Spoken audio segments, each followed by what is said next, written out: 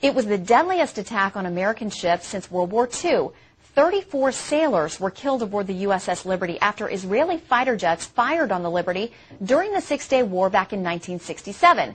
So why don't more of us know about the story of this ship? Well, a father and son team are trying to change that. We are joined now by John Scott, who was an officer on the Liberty and the damage control engineer, and his son, James Scott, an investigative writer and the author of Attack on the Liberty. Gentlemen, thank you both for coming in today. John, I have to ask you, what was that day like? Well, it started off, it was a great day for me. It was my 24th birthday, June the 8th, 1967, and I was looking forward to a good day. The weather was great. I had the 4 to 8 watch on the bridge that morning.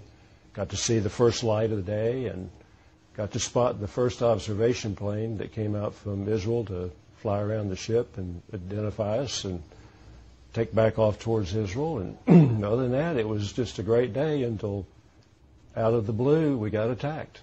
And obviously, many casualties there. The attack was fast and furious, and it looked very much like the Israelis wanted very much to sink the ship and leave no survivors, which we know in retrospect was exactly what they intended.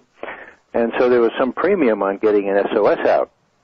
Israeli planes are strafing the deck. They're pouring napalm on the deck.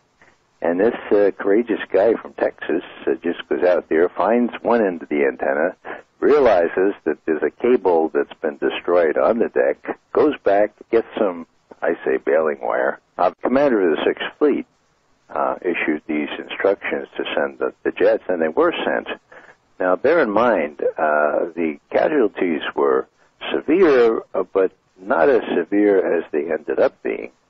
Because most of the crew, of course, was below deck, including those from NSA or seconded to NSA who were intercepting the Egyptian, Russian, and, dare I say, and Israeli communications.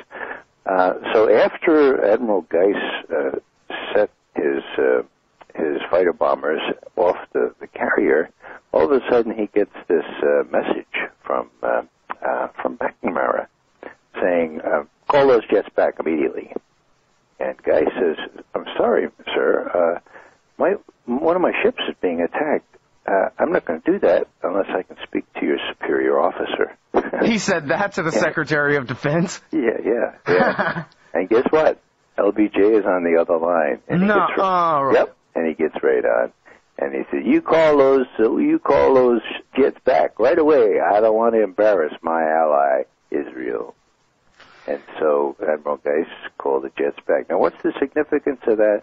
Well, if those jets arrived on the scene, they would have arrived in time enough to prevent the torpedo boats, 3 of them, 60 tons each, from firing their torpedoes, one of which hit the NSA unit there below deck, killed 25 immediately, and disabled, of course, the entire intercept operation.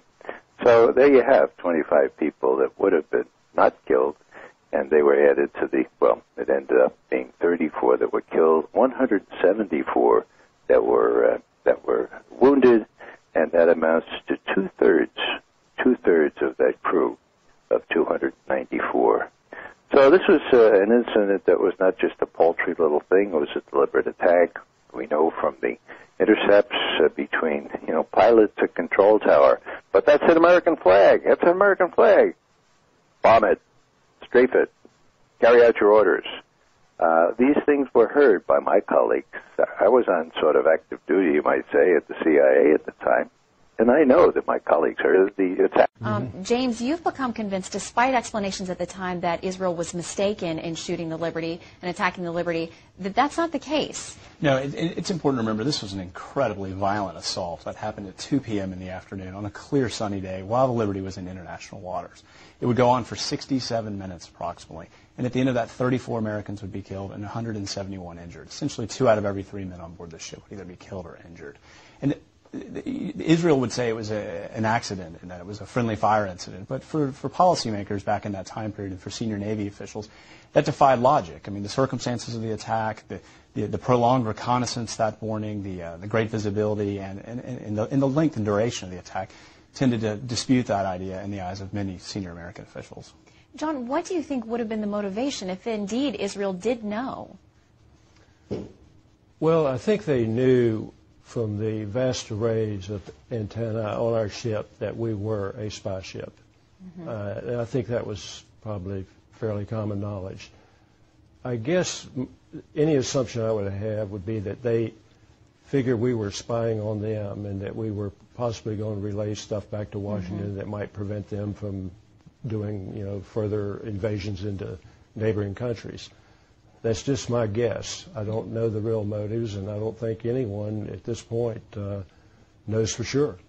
Ask you this. Sure. They must have had some real good reason to want to attack an American boat, because just think, if the truth got out to the American people at large that Israel had committed an act of war such as this, then that could cost American support for Israel over the long term. I mean, this is a major gamble they were playing. Why in the world would Israel do such a thing, Ray?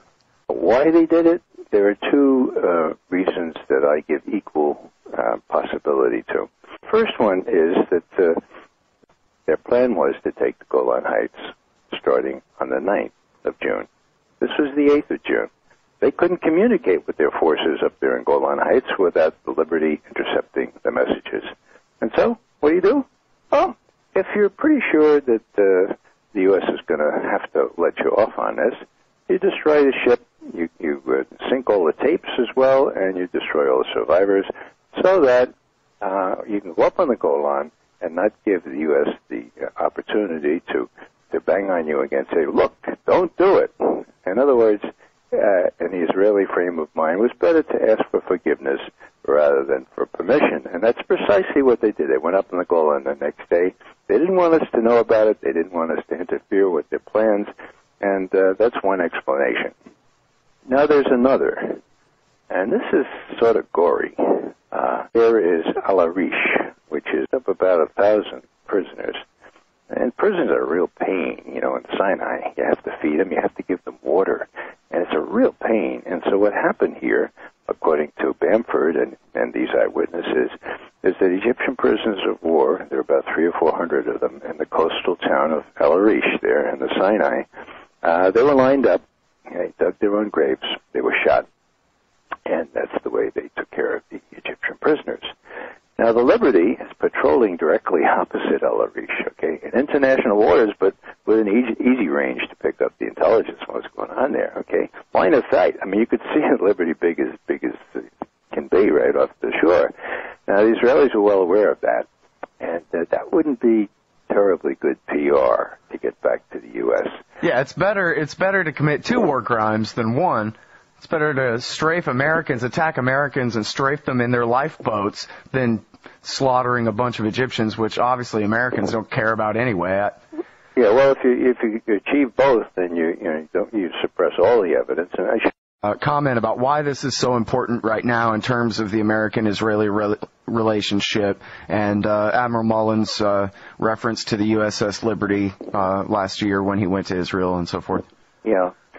Well, long story short, no U.S. politician has dared to breathe the word USS Liberty since 1967 until July of 2008. You got Mike Mullen, who was the chairman of the Joint Chiefs of Staff, and he's a pretty gutsy guy, and so he was sent to Israel to tell them that they didn't want, that is, the U.S. administration, and particularly the U.S. military, they didn't want Israel mousetrapping the U.S. into a major fight with Iran.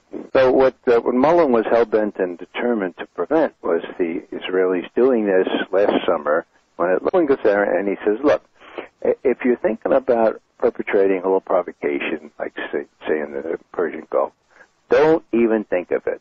Because you know what? We know what happened to the USS Liberty on June 8th, 1967, and it ain't going to happen again. Do you hear me? Now, why is that gutsy? Well, it's gutsy because it's the first time any U.S. official braced the Israelis. They know that Mullen knows, not only that Mullen knows, but he's not going to happen again, okay? Because, if the chairman of the Joint Chiefs says, look, don't do it, this time that gives a little weight to the warning. Mm-hmm. He said, the evidence was clear. Both Admiral Kidd, in charge of the investigation, and I believed with certainty that the attack was a deliberate effort to sink an American ship and murder its entire crew.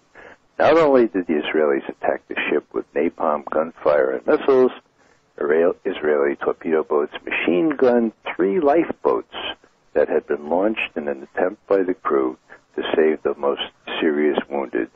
That's a war crime. Let's get this.